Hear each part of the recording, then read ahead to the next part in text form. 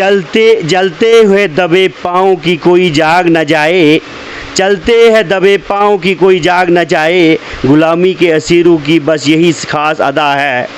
होती नहीं जो कौम हक बात पे यकजा, उस कौम का हाकिम ही बस उनकी सज़ा है।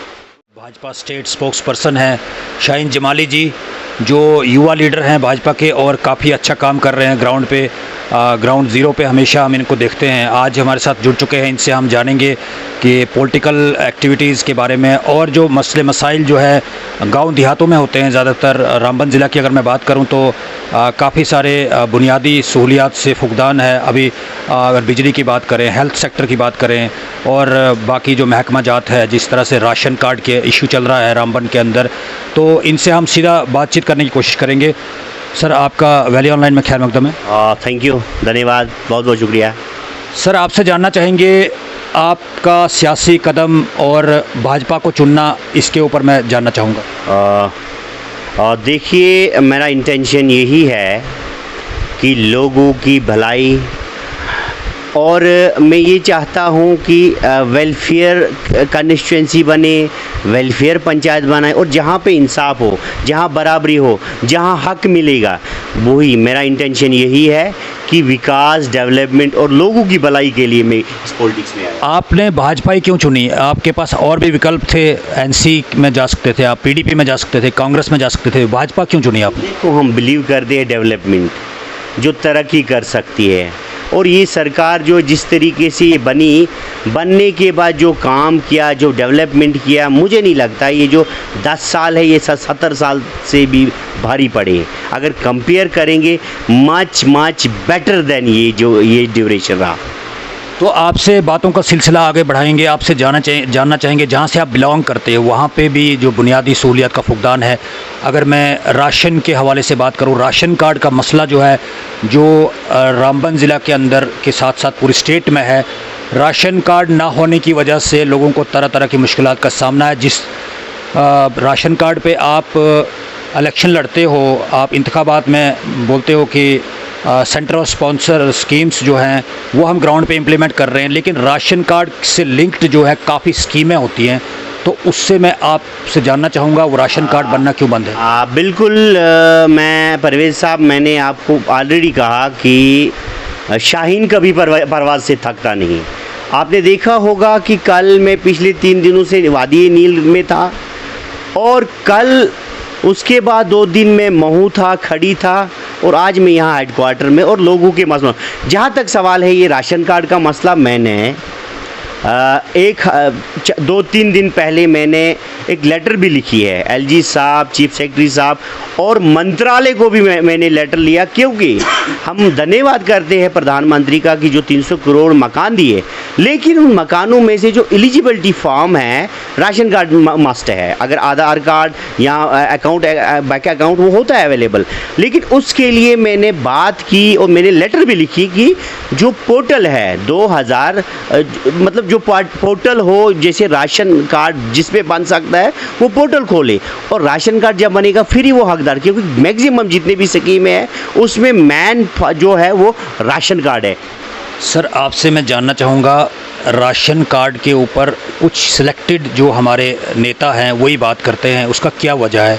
क्योंकि जो बिलो पॉवर्टी लाइन के लोग हैं वो काफ़ी ज़्यादा स्कीमें, आवास प्लस योजना के तहत जो मकान मिलते हैं, उसके अलावा भी काफ़ी स्कीमें हैं। लेबर एंड एम्प्लॉयमेंट की जानिब से जो है बच्चों के लिए पढ़ाई के लिए पैसा मिलता है, और उज्ज्वला योजना जो आप इंतखाबात में बड़े बड़े दावे करते हो, तो अभी वो किस तरह से मिलेंगी आम नागरिक को?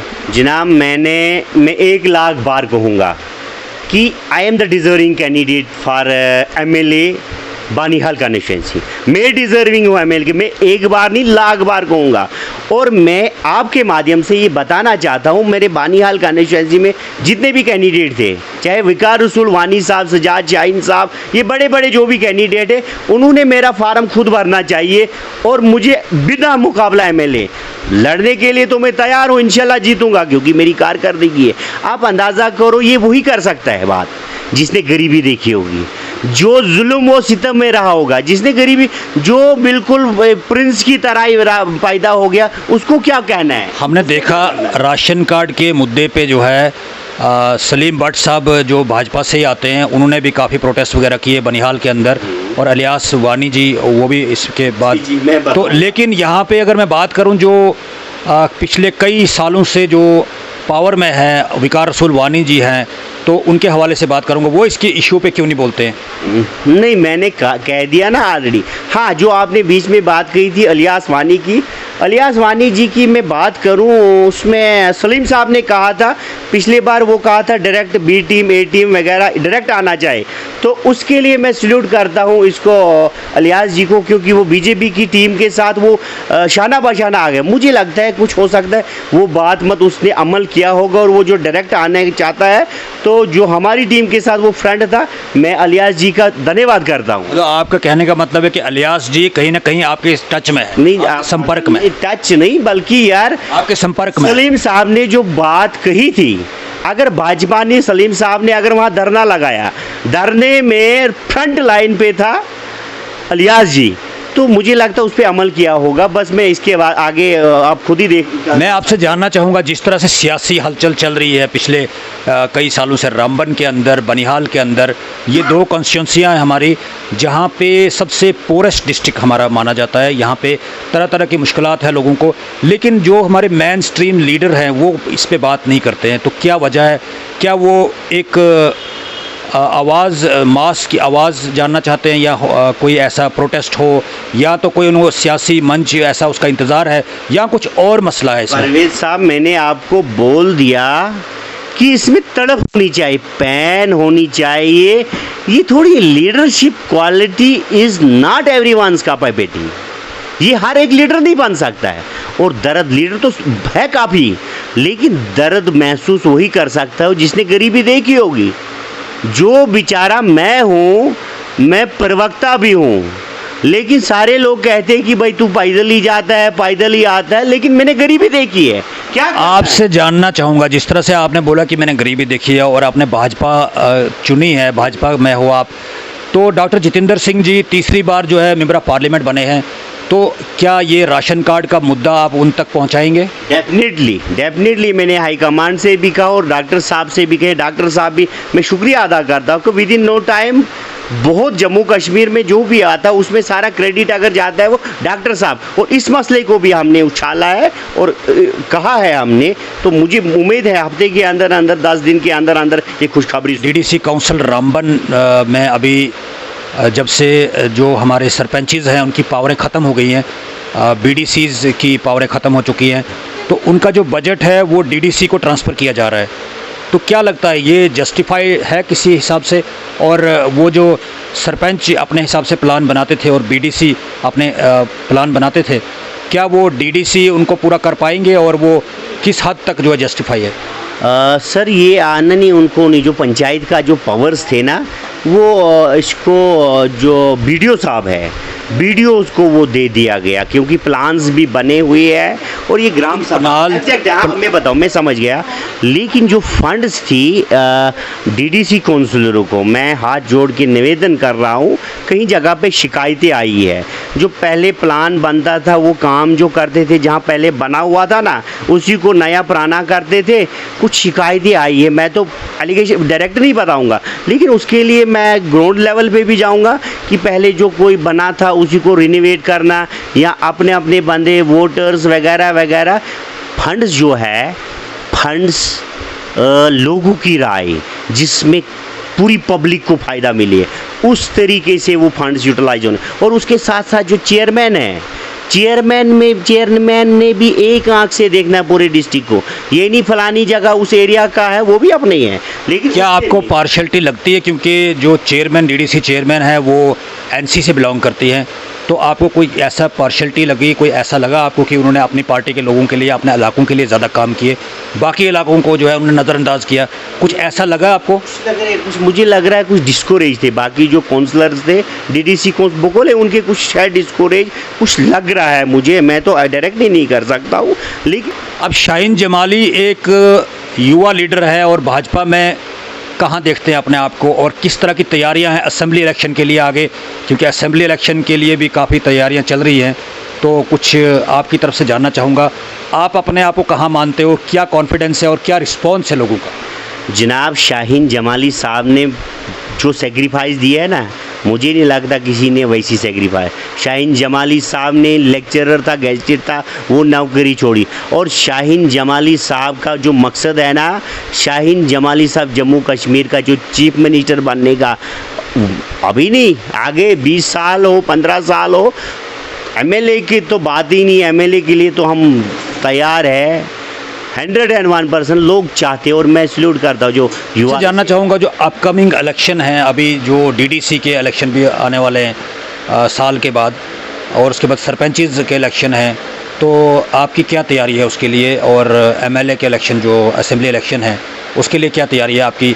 बनिहाल के अंदर अगर हम बात करें तो पिछले कई सालों से भाजपा पार्टी में कोई जाने के लिए राज़ी नहीं था, उसका झंडा उठा के कोई राज़ी नहीं था, लेकिन आज आप क्या देखते हो भाजपा का कितना क्या कैरियर है वहाँ पे, और कितने वोट शेयर बढ़ा है आपका, और कितने लोग जुड़ रहे हैं भाजपा के साथ बनिहाल कॉन्स्टिट्यूंसी के अंदर?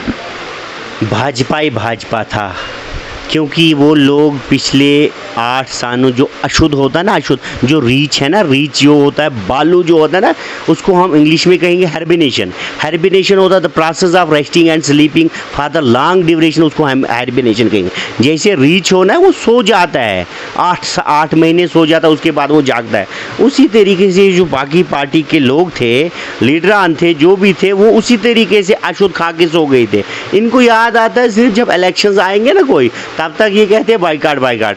उमर साहब ने भी एक कहा, परसों कहा कि मैं इलेक्शन नहीं लड़ूंगा। पहले बोलता था मैं पार्लियामेंट नहीं लड़ूंगा, डीडीसी, लेकिन जो ही इलेक्शन आता है ये तैयार हो जाते हैं, ये कुर्सी के बुक है। लेकिन मैं आपके माध्यम से ओपनली एंड फ्रैंकली कहता हूँ, इनका प्रेजेंस नहीं है, इनका एक्सेप्टेंस है ही नहीं। आपको पता है, ये गवाह है सारे लोग कि कश्मीर वालों ने दो चीफ मिनिस्टरों को रिजेक्ट किया। आप देखो ना, आप इससे आगे क्या बात कहेंगे हम? तो लिहाजा बानीहाल में 10 सालों में बीजेपी दिखे, चाहे वो कोविड का मसला हो, चाहे वो कोई भी स्कीमों का मसला हो, चाहे वो स्कीमें तो बेशुमार है। आपसे जानना चाहूँगा, जिस तरह से पार्लियामेंट इलेक्शन के अंदर आपने कुछ कैंपेन जो है अनंतनाग के अंदर भी की थी, और किस तरह का रिस्पॉन्स है वहाँ पे, और जो 70 सालों से कांग्रेस एनसीपीडीपी जो है वहाँ पे हुकूमत करते आ रही थी, अब वहाँ पे भाजपा को लेके किस तरह से लोगों का रुझान है और किस तरह से लोग भाजपा को समझते हैं? क्योंकि भाजपा जो है कहीं ना कहीं जो कुछ तबके के लोग हैं वो मुसलमानों के मुखालिफ पार्टी को, भाजपा को समझते हैं। तो क्या लगता है आपको, वो पुराना वो जो दौर था जब भाजपा को कोई वोट दे के राज़ी नहीं था, उसकी तरफ कोई जाने के लिए राज़ी नहीं था, तो आज के दौर में अभी जो 21वीं सेंचुरी अभी चल रही है, डिजिटल इंडिया का दौर चल रहा है, जहाँ पे टेक्नोलॉजी की बात की जाती है, तो आज के दौर में जो हमारा युवा जो वोटर है, तो उनका क्या रिस्पॉन्स है कश्मीर के अंदर, खासकर अनंतनाग जहाँ पे आप कैंपेन के लिए गए थे? अब बहुत अच्छा है। पहले जो ये लोग थे जो ना, ये परिवारवाद, इन्होंने बहुत, ये सियासत कब्रिस्तान में इन्होंने सियासत की है। इन्होंने लोगों को, मुझे लगता है जम्मू कश्मीर में आज अगर देखोगे ना, यात्रा से पहले पूरा हिंदुस्तान कश्मीर में था। सीरियसली बोल रहा हूँ, तकरीबन मुझे लगता है 5-10 लाख लोग। वो कैसे थे? वो टूरिज़्म था।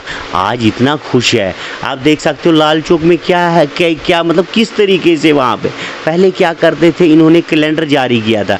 आज बहुत अच्छा है, लोग हिंदुस्तान के झंडे को सलाम करते हैं और हिंदुस्तान के साथ अच्छी तरीके से। और ये जो कुछ लोग थे वगैरह वगैरह उधर इधर करके, उन्होंने बिल्कुल ही उनको रिजेक्ट किया। तो आज बहुत छाना बछाना। शाहीन जमाली से हम आखिर में एक सवाल करेंगे, इनसे हम जानेंगे सर, जहाँ से आप बिलोंग करते हो बनिहाल कॉन्स्टिट्यूंसी से, किस तरह के मसले हैं वहाँ पे देहातों के अंदर, खासकर मैं अगर बात करूँ, क्योंकि वोटर ज़्यादा तो देहात में ही होता है, शहर में तो सिर्फ 20% 15% होता है, लेकिन उसके बाद जो है सब वोटर जो है देहात में होता है। और जो सेंटर स्पॉन्सर स्कीमें हैं जो पिछले सरकार की जानिब से जो है पिछले कई सालों से चलाई जा रही है, और बैक टू विलेज 1 से लेके 5 तक जो है गांव में चलाए, सेक्रेटरी लेवल के ऑफिसर जो है गांव देहात में पहुंचाए, लेकिन कहीं ना कहीं शिकायत है कि वो काम नहीं हुए, सिर्फ वो कागज़ों में लिखे गए, लेकिन वो काम ग्राउंड पे इम्प्लीमेंट नहीं हुए। तो इसके लिए क्या कहेंगे आप, कौन जिम्मेवार है और क्या आपका कदम है आगे? जनाब, मैं ये कह रहा हूँ कि ये जो पिछले 5-6 साल हुए, उसमें जो पैसा पूरे हिंदुस्तान में इक्वल डिस्ट्रीब्यूशन ऑफ फंड हुई। जो पहले कॉन्स्टिट्यूंसी में फ़ंड आती थी, आज वो पंचायत में फंड्स आती है। और जो जैसे आपने सवाल की, जो 3 टायर सिस्टम है उसमें फंड्स आई और दिखते हैं, काम दिखते हैं, बहुत अच्छा दिखते हैं, अच्छा महसूस करते हैं। तो लेकिन हम एक ही ये नहीं कहेंगे कि सारा फिटपाट है और सारा खुशहाली होगी।